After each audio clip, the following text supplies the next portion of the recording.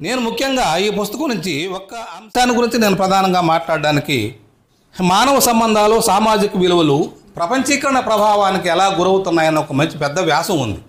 ఈ వ్యాసం గురించి నేను మాట్లాడదలుచుకున్నాను. 1991 విశిష్టమైన రోజు, అందరికీ తెలిసింది. ఆ సంవత్సరం 1991 అనగానే మనకి ఏం గుర్తొస్తుంది?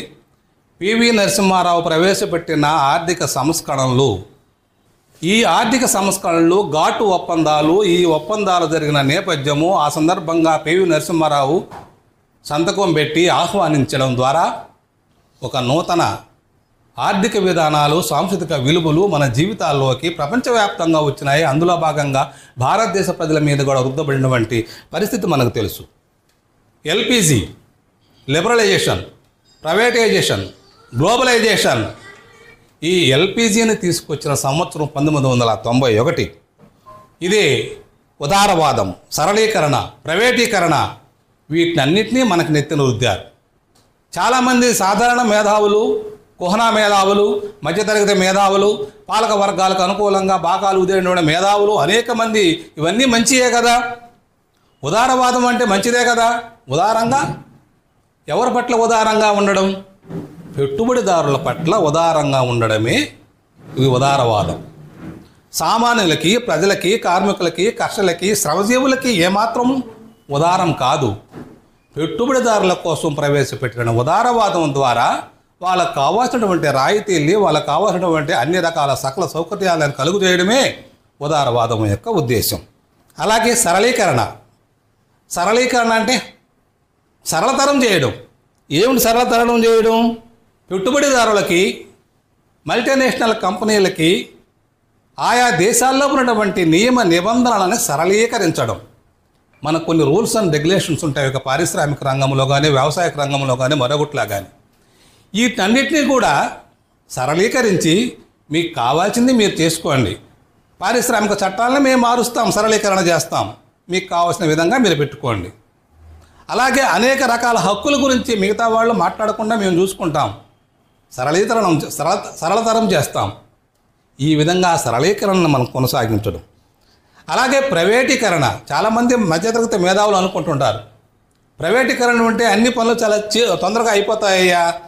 మనం పోయి చూస్తున్నాం, ఎంఆర్ఓ ఆఫీస్లోనూ ఇంకొక ఆఫీస్లోనూ పోతే ఆడెవడు పనిచేసి పెట్టట్లేదు, ప్రభుత్వ రంగంలో ఉంది కాబట్టి ప్రతి ఒక్కరికి నిర్లక్ష్యంగా ఉంటున్నారు, ఎవడు మాట పట్టించుకోవడం లేదు, మనకు పనులు జరగట్లేదు. ప్రైవేటైజేషన్ అయితే బ్రహ్మాండంగా వాళ్ళ మేనేజ్మెంట్ ఉంటుంది, వాళ్ళు అన్నీ చూసుకుంటూ ఉంటారు, ఎప్పటికప్పుడు చెకప్ ఉంటుంది అన్నటువంటి నానుడు ఉంది. ఇది జనరలైజ్ చేసేశారు పాలకులు, దీన్ని జనరలైజ్ చేసేశారు. ఆ పేరుతో ప్రైవేటీకరణ అన్న పేరుతో ఈరోజు ఏం జరుగుతుంది? పారిశ్రామిక రంగాన్ని ప్రైవేటీకరణ చేస్తున్నారు. బిఎస్ఎన్ఎల్ పోతూ ఉంది, విశాఖ ఉక్కు ఫ్యాక్టరీ పోతూ ఉంది. పెద్ద పెద్ద వాటిని ప్రైవేటీకరణ చేయడంలో భాగమే ప్రైవేటీకరణ. మన మధ్యతరగతి వాళ్ళు ఏమనుకుంటామంటే ప్రభుత్వ ఆఫీసుల్లో మనకు పనులు జరగడం లేదు కాబట్టి ఇక్కడ కూడా ప్రైవేట్ వాళ్ళు ఉంటేనే బాగుంటుంది అని అనుకుంటుంటాం. కానీ వాళ్ళ ఉద్దేశం అది కాదు. మొత్తం పబ్లిక్ రంగంలో ఉన్న సెక్టార్ మొత్తాన్ని, పారిశ్రామిక రంగాన్ని కానీ పెద్ద పెద్ద వాటిని అన్నింటినీ కూడా ప్రైవేటు వ్యక్తుల చేతుల్లో పెట్టేయడం ద్వారా దాన్ని సరళీకరణ చేయడమే వాళ్ళ ఉద్దేశం, కానీ మరొకటి కాదు. దాని వెనక దురుద్దేశాల్ని మనం అర్థం చేసుకోవాలి. ఇంతేకాదు, దీని ప్రభావం ఇంకా అనేక వాటి మీద ఉంది. మాతృభాష మంట కలిసిపోయింది. మాతృభాషలో మాట్లాడడం అంటేనే తక్కువతనంగా, చీప్గా మారిపోయిన పరిస్థితి ఏర్పడింది. ప్రైవేట్ స్కూల్లో రంగం మీదకి వచ్చిన తర్వాత మాతృభాష మాట్లాడేవాడు ఎవడయా ఇంకా ఈ తెలుగులో మాట్లాడడం, అంతా ఇంగ్లీష్. అమ్మా నాన్న పోయి మమ్మీ డాడీలు వచ్చారు. ఆ మమ్మీ డాడీలు కూడా ఈరోజు మా డాట్ సగం మాటలకే వచ్చేసింది. ఇంతకుముందు మన ఇంట్లో కాడికి ఎవరైనా వస్తే హాయ్ అనేవాళ్ళు, పోయేటప్పుడు బాయ్ అనేవాళ్ళు. ఇప్పుడు చివరికి మిగిలినట్టు అవి రెండే, హాయ్ బాయ్. వస్తున్నప్పుడు హాయ్ అంటాడు, పోయేటప్పుడు బాయ్. అంతేగాని వెళ్ళొస్తాం, పోయేస్తాం, వచ్చిన తర్వాత మంచి చెడ్డలు మాట్లాడడం, వాళ్ళు ఎట్లున్నారు, వీళ్ళు ఎట్లున్నారు, పెద్దవాళ్ళు ఎట్లా ఉన్నారు, వీళ్ళ మంచి చెడ్డల క్షేమ సమాచారం మాట్లాడే పరిస్థితి కూడా ఈరోజు మనకు కనిపించడం లేదు. అలాగే మన ఆహారపు అలవాట్లు కూడా పోయినాయి. ఫ్రిడ్జ్ ప్రతి ఇంట్లో ఉంటుంది. ఫ్రిడ్జ్ ఎవరిది? మన కల్చర్లో భాగం కాదు. ఎందుకంటే చలి దేశాల్లో వాళ్ళు 2 రోజులు 3 రోజులు వస్తువులను వాడకంలో వాడుకోవడానికి అనుకూలంగా ఉన్నాయి కాబట్టి, పాసిపోతాయి కాబట్టి ఫ్రిడ్జ్లు వాడారు. ఈ రోజున ఉష్ణ దేశాల్లో కూడా ఫ్రిడ్జ్లో వాడుతున్నటువంటి పరిస్థితి మనకు వచ్చేసింది. ఆహారపు అలవాట్లు పోయినాయి, తినుబండారాలు పోయినాయి. మనం ఇంతకుముందు వాడే తినుబండారాలు లేవు ఇవాళ అంతా పిజ్జాలు, బర్గర్లు, స్నాక్స్, కేక్స్ ఇవన్నీ మన తినుబండారాలుగా మారిపోయినాయి. కూల్ డ్రింక్స్ కామన్ అయిపోయింది. ఇంతకుముందు ఇంటికి వస్తే మనకి అతిథి ఇంటికి వస్తే కొన్ని గ్రామాల్లో మజ్జిగ ఇచ్చేవాళ్ళు, లేకపోతే షర్బత్ ఇచ్చేవాళ్ళు, ఉప్పు, నిమ్మకాయ, సాల్ట్ ఇవి షర్బత్ ఇచ్చేవాళ్ళు, లేదంటే మంచినీళ్ళు ఇచ్చేవాళ్ళు. ఇవాళ ఆ పరిస్థితి లేదు. ఎవరైనా గెస్ట్ వస్తున్నారంటే పరిగెత్తుకుంటా బంకు అడవి కూల్ డ్రింక్స్ తీసుకొని వస్తున్నారు. మజ్జిగ ఇచ్చేవాళ్ళు కూడా లేకుండా పోయారు. అలాగే మనం తినే సాల్టు ఇంతకుముందు కల్లుప్పు వాడుకునేవాళ్ళం. ఈ రోజున అయోడైజ్డ్ సాల్ట్ వాడితేనే గ్రేట్ అంటున్నారు. యాక్చువల్గా అయోడైజ్డ్ సాల్ట్ ప్రత్యేకంగా వాడాల్సిన అవసరం లేదు. కల్లుప్పులో కూడా అయోడిన్ ఉంటుంది. కానీ టాటా వాడు, క్యాప్టెన్ వాడు వాళ్ళకు ఉప్పుల రంగం మీదకి తీసుకొచ్చి అయోడైజ్డ్ సాల్ట్ వాడకపోతే మీకు థైరాయిడ్ ప్రాబ్లమ్స్ వస్తాయి అని మనల్ని భయపెడుతున్నారు. 1 కేజీ సాల్ట్కి అయ్యే ఖర్చు 3 పైసలు అయోడిన్ కలపడం ద్వారా. వాడు ఎంతకు అమ్ముతున్నాడు? కేజీ సాల్ట్ని 20 రూపాయలకు అమ్ముతున్నాడు. 3 పైసలు అయోడిన్ కలిపి 20 రూపాయలు తీసుకుంటున్నాడు. అంటే సాల్ట్ ప్యాకెట్ ఇంకొక రూపాయి వేసుకున్నా సరే ఎంత లాభాలు పొందుతున్నాడో చూడండి. ఇవి మన ఆహారపు అలవాట్లు కూడా మార్చేస్తున్నటువంటి పరిస్థితి మనకు కనపడుతుంది. మినరల్ వాటర్ ఈరోజు మనం ఇంకా పెట్టలేదు, కానీ మినరల్ వాటర్లే అందరూ తాగుతున్నారు. ఇళ్లల్లో కూడా వచ్చేసాయి మినరల్ వాటర్లు. బావిలో నీళ్ళు తాగే రోజులు పోయినాయి, ఇళ్లలో తెచ్చుకున్న పంపు నీళ్ళు తాగే రోజులు పోయాయి. మినరల్ వాటర్లో మినరల్ ఉండదు, ఇది వాస్తవం. ఏ మినరల్ వాటర్లైనా తీసుకెళ్ళండి, పరీక్ష చేయించండి, ఆ మినరల్ వాటర్ ఉండదు. ఇంకా మినరల్ తీసేసి వాడే వాటరే మినరల్ వాటరు. అది మన చేత బలవంతంగా ఇవాళ తాగిస్తున్నటువంటి పరిస్థితి. ఎందుకంటే ఆ వాటర్ వ్యాపారం కోట్లలో, 100 కోట్లలో ఉన్నటువంటి వ్యాపారం అది. ఆ వ్యాపారాన్ని బలవంతంగా మన దగ్గర చేయిస్తున్నటువంటి పరిస్థితి మనకు కనపడుతుంది. తినే పద్ధతుల్లో మార్పులు వచ్చేసాయి. ఇంతకుముందు ఇంటిళ్ళపాది ఒక దగ్గర కూర్చొని తినేవాళ్ళం. ఇవాళ ఒకడు సోఫాలో కూర్చొని తింటాడు, ఒకడు కింద కూర్చొని తింటాడు, ఒక టేబుల్ మీద కూర్చొని తింటాడు, ఇంకో టీవీ ముందు కూర్చొని తింటాడు. ఎవడు ఇష్టం వచ్చిన వాడు, ఎవడు టయానికి వాడు తినడం, లేచిపోతూ ఉండడం. ఈ విధంగా ఇవన్నీ కల్చరల్ వాల్యూస్. అదేవిధంగా ఇంకా ఆధునికానంతరవాదం వచ్చేసి సమిష్టి తత్వం పోయింది. వ్యక్తివాదమే. కుల సంఘాలు కానివ్వండి, ఇంకా మా పోరాటాలు మేమే చేసుకుంటామన్నటువంటి మహిళా సంఘాలు కానీ, ఇవన్నీ కూడా ఆధునిక అనంతరవాదంలో భాగంగా, పోస్ట్ మోడర్న్ ఐడియాలజీలో భాగంగా ఎవరికి వాళ్ళగా విడిపోతున్నటువంటి శకలాలుగా విడిపోతున్నటువంటి సామాజిక పరిస్థితులు నేను సమాజంలో చూస్తూనే ఉన్నాం. అలాగే దాంట్లో భాగంగానే వృద్ధాశ్రమాలు వచ్చాయి. వృద్ధాశ్రమాలు ఇవాళ చాలా చోట్ల కామన్ అయిపోయినాయి. మా కొత్తపట్నంలో అయితే 3 ఉన్నాయి. పేమెంట్ అండి, ఫ్రీగా కాదు, డబ్బులు కట్టే వృద్ధాశ్రమాలు. నెలకింతనే కట్టేస్తే వాళ్ళు భోజనం పెడతారు. టయానికి గంట కొట్టే జైల్లో వాళ్ళకి గంట కొట్టినట్టుగా వాళ్ళు గంట కొడతారు. పళ్ళలేదు ఆ డైనింగ్ హాల్ కాడపోతే భోజనం పెడతారు. మిగతా టైంలో ఇంటికి రూమ్లో పోయేసి పడుకోవడమే. ఇంకా మీకు అలవాటు ఏదైనా ఉండిందనుకుంటే ఆధ్యాత్మిక చింతనతో కృష్ణ మందిరంలో వచ్చి భజన చేసుకుంటూ ఉండడమే. ఇది ఈ రోజున వృద్ధాశ్రమాల పరిస్థితి కనపడుతుంది. చాలా వృద్ధాశ్రమాలు ఇదే ఉంటుంది. కొన్ని చోట్ల వృద్ధాశ్రమాలు కొంత నైతిక విలువలతో ప్రవర్తిస్తుండొచ్చునేమో, కానీ ఎక్కువ భాగం వృద్ధాశ్రమాలన్నీ ఇవన్నీ కూడా మనీ ఓరియంటెడ్గా కొనసాగుతున్నటువంటి పరిస్థితి కనపడుతూ ఉంది. ఇక్కడ చివరికి ఏమవుతుంది, వీళ్ళంతా ఒంటరితనం.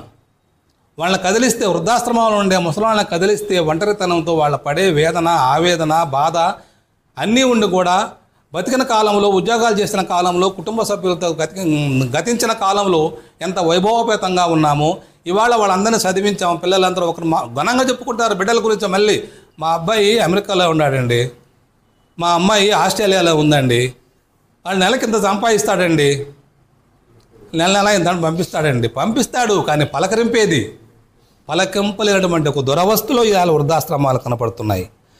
వృద్ధుల పరిస్థితి అట్లాగా ఉంది. కానీ యువకుల పరిస్థితి ఏంది? వైవాహిక సంబంధాలు ఎందుకు విడిపోతున్నాయి? ఈ రోజున అందరూ అమెరికా సంబంధాలను అట్లా ఇటో పరిగెడుతున్నారు. అమెరికా సంబంధాల వాళ్ళందరూ అమెరికాలో ఒకరిని చేసుకున్నారో, ఇద్దరు చేసుకున్నారో, ఎన్నో పెళ్లికి వస్తున్నాడో మనకు అర్థం కాని పరిస్థితి కనపడుతుంది. అలాగే చాలా వివాహ సంబంధాలు చెడిపోతున్నాయి. విడాకులు తీసుకుంటున్నారు, చాలా తొందరగా విడాకులు తీసుకుంటున్నారు. కనీసం వారం 10 రోజుల్లో విడాకులు తీసుకున్న సంఘటనలు కూడా అనేకం కనపడుతున్నాయి. ఈ వైవాహిక సంబంధాలన్నీ కూడా ప్రధాన కారణం ఏమిటంటే ఆర్థిక పరిస్థితులు. ఆర్థిక పరిస్థితుల కారణంగా ఈ వైవాహిక సంబంధాలు విడాకులు వస్తున్నటువంటి పరిస్థితి ఇదంతా కూడా సామ్రాజ్యవాద సంస్కృతిలో భాగంగా కొనసాగుతూ ఉంది. ఆ సామ్రాజ్యవాద సంస్కృతిలో కూడా ఫ్యూడల్ విలువలే కనపడుతున్నాయి. భార్యాభర్తలు ఇద్దరు ఉద్యోగస్తులుగా ఉన్నప్పటికీ కూడా భార్య సంపాదన భర్తకు తెలిసి ఉండాలి, బ్యాంక్ బ్యాలెన్స్ తెలిసి ఉండాలి, భర్తకు తెలిసి ఉండాలి. ఆమె బ్యాంక్ పాస్వర్డు, ఏటీఎం కార్డు మొత్తం భర్త దగ్గరే ఉండాలి. ఇవి ఎక్కడివి? ఇప్పటికీ కొనసాగుతున్నటువంటి మగవాడి పెత్తనం కిందనే ఉండాలన్నటువంటి భావజాలం అన్నది ఏమిటి? ఫ్యూడల్ భావజాలం. సంపాదన సామ్రాజ్యవాద సంస్కృతిలో భాగంగా కొనసాగుతూ ఉంది. ఇవన్నీ కూడా భార్యలు భర్తలకు లొంగిపడి ఉండాలన్నటువంటి ఒక ఫ్యూడల్ కల్చర్ కూడా మనకు కనపడుతూ ఉంది. దీనికి కారణం కూడా ఏమిటంటే మళ్ళీ పేరెంట్స్గా మనమే మన పిల్లలు బ్రహ్మాండంగా చదువుకోవాలని చిన్నప్పుడే కిండర్ గార్డెన్లో పడేస్తున్నాం. వాళ్ళేమో కిండలుగా తయారవుతున్నారు. పెద్ద అయ్యేసరికి ఏమో హాస్టల్లో పడేస్తున్నాం. వాళ్ళకి మనకి మధ్య అటాచ్మెంట్ ఉండడం లేదు. బాండింగ్ తగ్గిపోతూ ఉంది. బాండింగ్ తగ్గిపోయిన పరిస్థితులు ఏముంది? పరస్పర అనురాగతిశయాలు లేనప్పుడు, పరస్పరమైనటువంటి ప్రేమలు మన మధ్య పెరగనప్పుడు ఒక రకమైనటువంటి దూరమే పెరుగుతుంది. దాని ఫలితంగానే వృద్ధాశ్రమాలు కనబడుతున్నాయి. ఇంకా గ్రామాల్లో కూడా ఇవాళ అపార్ట్మెంట్ కల్చర్ వచ్చేసి ఇంకా దూరం అయిపోతున్నటువంటి పరిస్థితి కనపడుతుంది. ఇంతకుముందు అన్నదమ్ములు విడిపోయినా కూడా ఇళ్ళు వరుసగా ఉండేటి. ఇవాళ అపార్ట్మెంట్ కల్చర్ వచ్చిన తర్వాత ఎవరికి వాళ్ళుగా ఎప్పుడు గడేసుకునే ఉంటున్నారు. అసలు ఆ ఇంట్లో మనుషులు ఉన్నారా లేదా కూడా మనకు అర్థం కాదు. ఇలాంటి అపార్ట్మెంట్ కల్చర్ వచ్చేసిన పరిస్థితి కనపడుతుంది. చదువుల విషయంకి వస్తే మొత్తం బట్టియ్యం చదువులు. అందులో ఉన్నటువంటి సృజనాత్మకత ఏమీ లేకపోక బట్టియ్యం చదువుల వాళ్ళ చాలా చోట్ల ఏమంటున్నారు, ఇంజనీరింగ్ చదువున్న వాడికి వీరి దగ్గర ఎఫిషియన్సీ ఏది, వీరి దగ్గర టాలెంట్ ఏది, మీరు మాకు పనికిరారని చెప్పేసి తరవేస్తున్నటువంటి పరిస్థితి. నిరుద్యోగులు పెరుగుతున్నారే కానీ సృజనాత్మకత, పక్కా ఎడ్యుకేషన్ ఉన్నటువంటి క్వాలిఫైడ్ ఎడ్యుకేషన్ ఉన్నటువంటి పరిస్థితి మనకి ఎక్కడా కనిపించడం లేదు.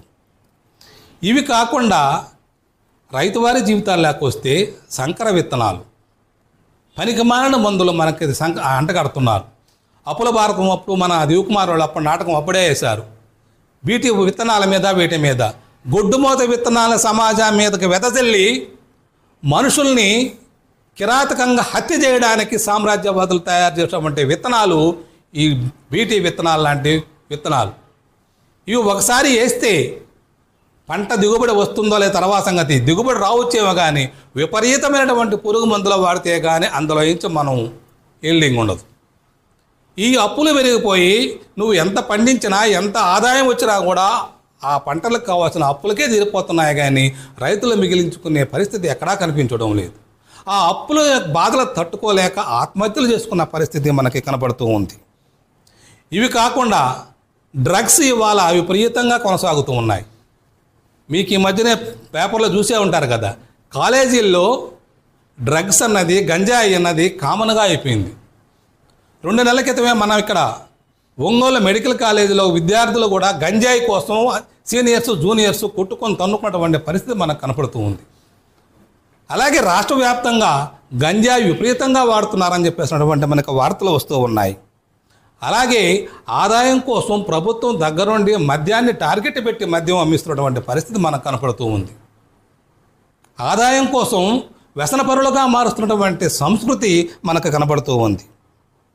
ఇవి కాకుండా ఇంకా మనుషుల్ని దుర్మార్గంగా మారుస్తున్నది షేర్ మార్కెట్.